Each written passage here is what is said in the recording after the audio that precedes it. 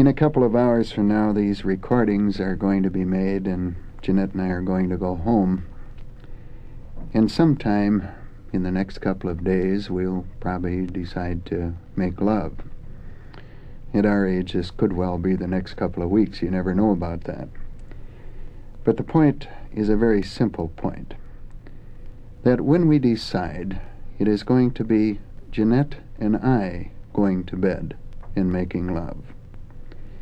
It's not going to be just me, and it's not going to be just this penis making love.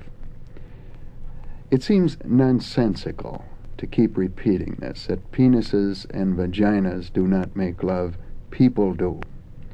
But I think it's tremendously important to keep this in mind, because so many people are trying to sell us on the idea of technique.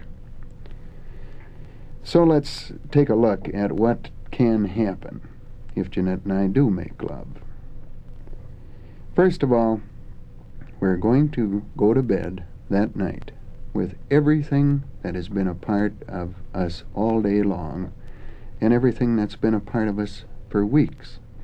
These recordings are going to be a part. Maybe I'll sit here until 9 o'clock this evening trying desperately to record these things right, and when I get all done, they'll still be all wrong. So if we go home tonight, and if we make love, what is going to happen to that penis?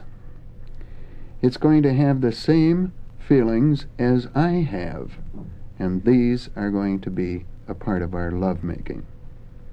In other words, if the recordings have gone good, if it's been a wonderful day, I am going to be strong and confident, and that penis is going to be hard and firm. I'm going to have confidence in myself so that I can wait until Jeanette is ready. But give us a different kind of day, and what do we have? Same penis, same person, an entirely different set of circumstances. And tonight, it'll probably be soft and rubbery. You touch all the wrong places. Nothing goes right because you yourself are not right as a person.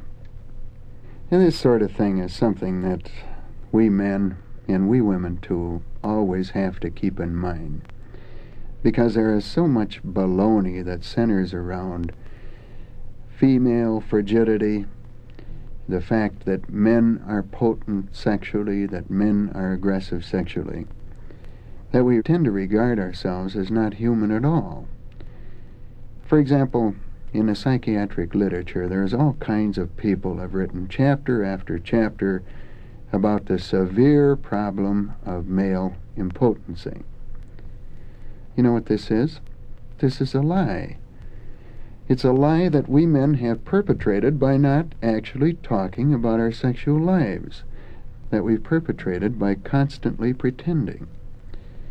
Because I think that if we men ever get honest, we'll discover that every one of us has gone through long periods of time in his life when he ejaculated too soon. In other words, where he was frigid, in a sense. And we've gone through periods of our life where we're impotent or partially impotent, or where this penis is soft and rubbery, simply because of the fact that all of us, the whole person, makes love when we make love.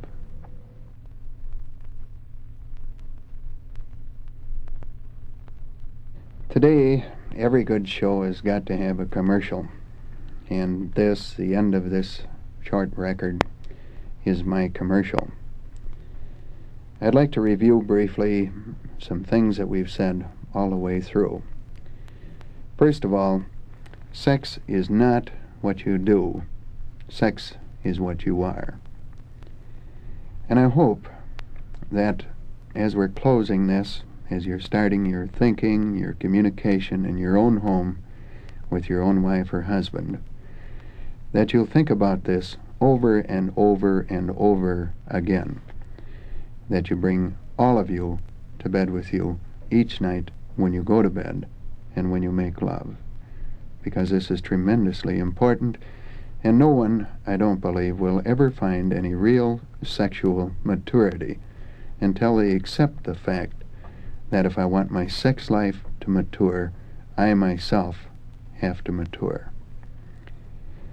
The second concept that I'd like to review just briefly, is this one that we've again mentioned over and over again. If you want a lover, build yourself a lover with plain, decent, human treatment. In other words, if you want a lover, and if you want to be a lover, then just think about yourself. Think about, what kind of things do I need? What kind of things make me feel confident and strong and loving? And when you've discovered these things, try to give them to your partner. And the big payoff comes at bedtime, you know.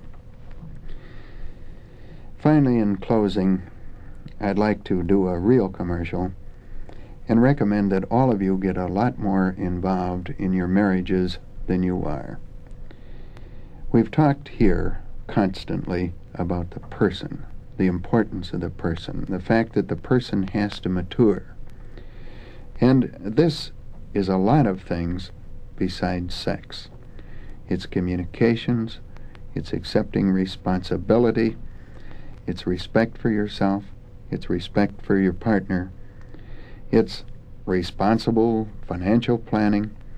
All of these things are a part of the kind of maturity that make your sexual life go well.